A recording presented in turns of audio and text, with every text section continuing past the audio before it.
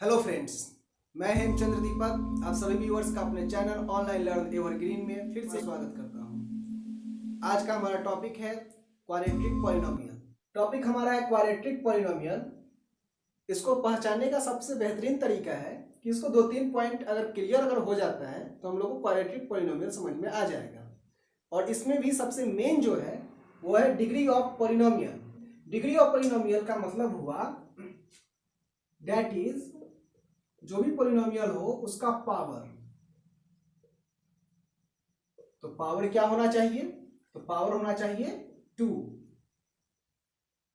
यानी कि given polynomial का जो वेरिएबल टर्म होगा उसका मैक्सिमम पावर जो होना चाहिए वो 2 होना चाहिए। As for example x square minus 2x minus 3, ये एक पॉलिनोमियल है और इसमें एक वेरिएबल टर्म x है।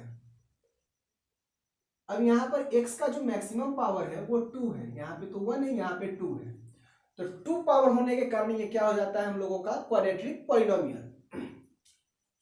टर्म से इसमें कोई मतलब नहीं है। अगर लिखा रहे एक्स स्क्वायर माइनस 1, ये भी हमारा एक क्वाड्रेटिक पॉलिनोमियल है।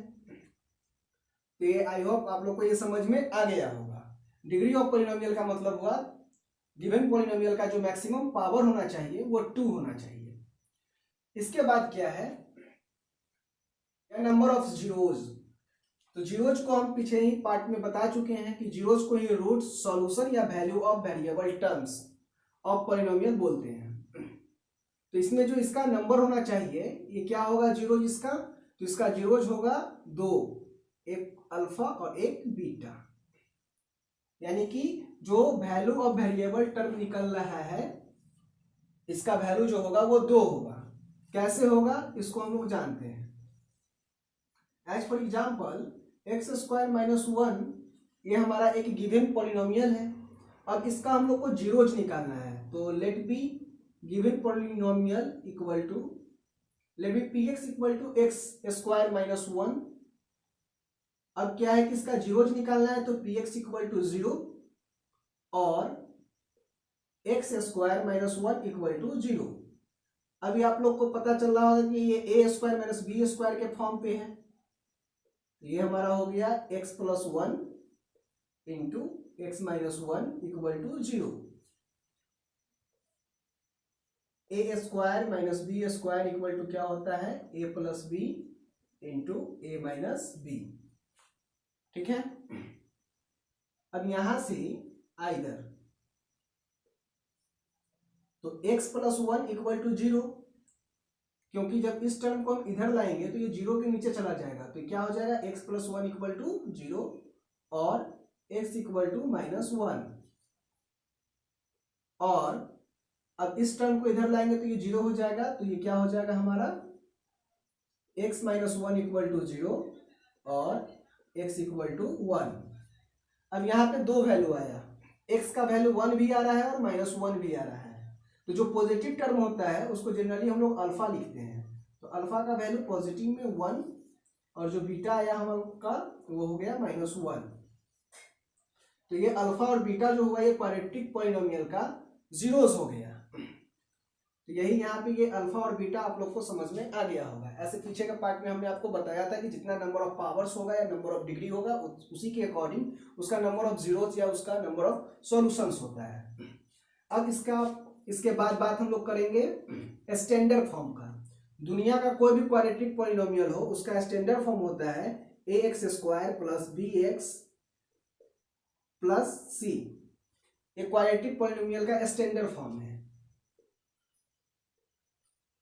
where a can not equal to 0 और a का वैल्यू जो है वो कभी भी 0 नहीं होना चाहिए।